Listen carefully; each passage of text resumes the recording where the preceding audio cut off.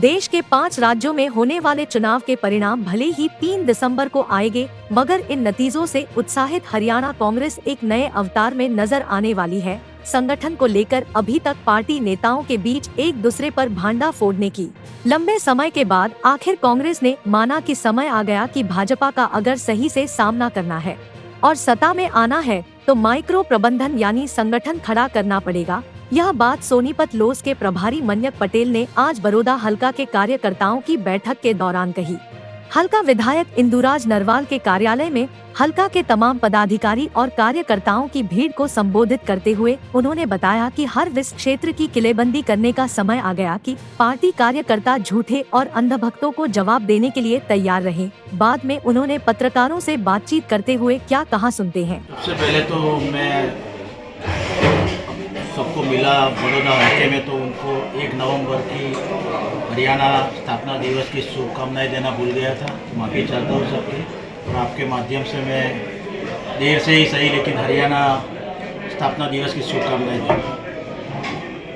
आप सब तो जानते ही हो कि दीपक बाबरिया जी जो प्रदेश कांग्रेस के प्रभारी बने हैं, तब से संगठन की प्रक्रिया को लेकर वो हलचल बहुत तेज हो गई। हमने सितंबर में सोनीपत कांग्रेस कार्यालय में जिला प्रधान के लिए आगेवान कार्यकर्ता और जो एक्स एमएलए सबकी सेंस ली थी, उनका हमारा रिपोर्ट हमने साहब को दे दिया है। साहब ने भी हाईकमांड को रिपोर्ट सौंप दिया है, उसका नतीजा भी बहुत जल्दी आपको मिल जाएगा। अब हम लोगों ने बूथ स्तर से लेकर ब्लॉक स्तर तक संगठन बनाने की प्रक्रिया चालू की। उसमें आज सबसे पहले बड़ौदा हल्के में मैंने आज सबको मिला हूँ और अभी बैठ के सबके विचार जानूंगा, और ये संगठन की प्रक्रिया बहुत जितनी हो सके उतनी जल्दी पारदर्शिता से बने और सबको न्याय मिले, ऐसा हमारा प्रयास रहेगा। सर, बड़ी माइक्रो मैनेजमेंट की जो आप बात कर रहे थे, ये जो बहुत बीजेपी की भी एक माइक्रो मैनेजमेंट है, ये चीज़ें बहुत पहले होनी चाहिए थी। चुनाव बिल्कुल आपके सिर पे है। जी, आपकी बात सही है।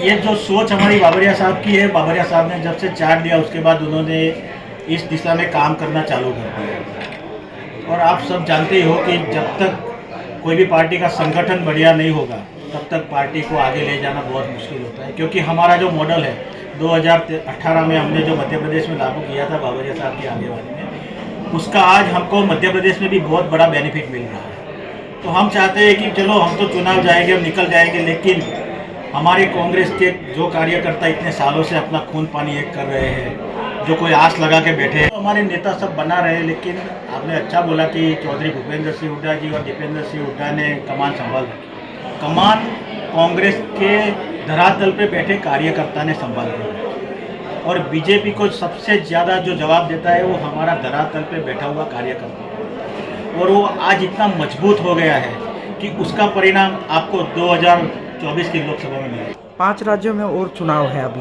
और उसका प्रभाव हरियाणा में भी साफ साफ तौर पे देखा जा सकता है। तो क्या माहौल और क्या उम्मीद आपको कि 5 राज्यों में कांग्रेस की सरकार बन रही या नहीं? 5 राज्यों में देखो, मैं मध्य प्रदेश जाके आया, उधर हमारी सरकार बन रही है। राजस्थान में फाइट है, लेकिन अभी हमारे पास रिपोर्ट ऐसे है कि बहुत अच्छा रिजल्ट की तरफ राजस्थान भी जा रही है।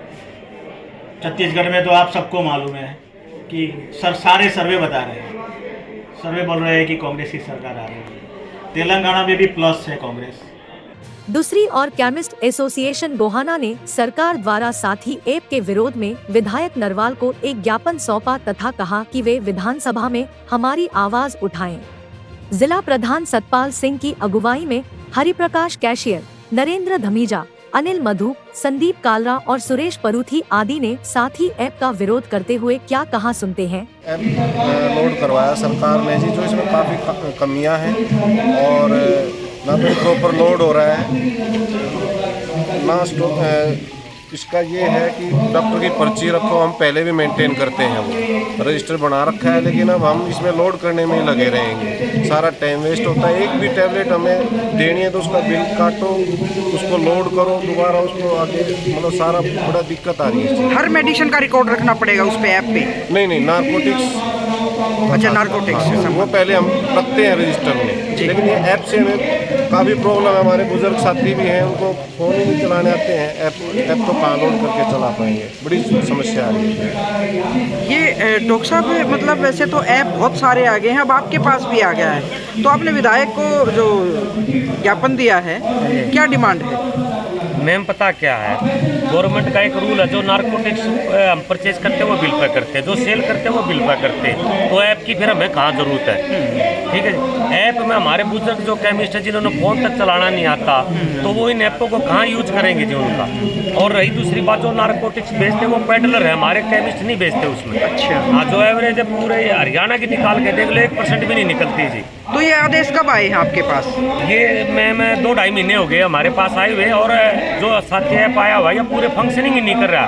इसमें रिकॉर्ड चढ़ाने में दिक्कत होती है, सेल चढ़ाने में दिक्कत होती है, पीछे हमने अपने इश्यूज रखे थे वो हमारे अभी तक सोल्व नहीं हुए, तो ऊपर से हमें प्रेशराइज किया जाता है। ये तो आज हमने इसके विरोध में अपने पूरे हरियाणा में हम सभी विधायकों को ज्ञापन देने लग रहे। तो इससे पहले सरकार के नुमाइंदों से या अधिकारियों से इस बारे में कोई बात हुई है? हाँ, अधिकारियों में हमारी कमिश्नर के साथ पंचकुला में मीटिंग हुई थी, वहाँ भी हमने अपना विरोध जताया था, लेकिन हमारा कोई सोल्यूशन नहीं होता, हमने अब ये रास्ता अख्तियार करना पड़ा। सर, अगर सोल्यूशन नहीं हो पाया तो अगला कदम क्या होगा? अगला कदम ये होगा कि हम फाइट करेंगे इसको आखिरी दम तक, और हम इसको लागू नहीं होने देंगे। लेकिन लगातार सरकार तो सारे काम ऐप से ही लेना चाह रही है। लेकिन ना हमारे जो बड़े बुजुर्ग हैं वो बेचारे काम करने में ये समर्थ हैं, और ये कैसे मेंटेन करके पाएंगे ये बताओ। और सब दुकान पे अकेले हैं, किसी के पास कोई एम्प्लॉय नहीं है। गोहाना से सारिका की रिपोर्ट।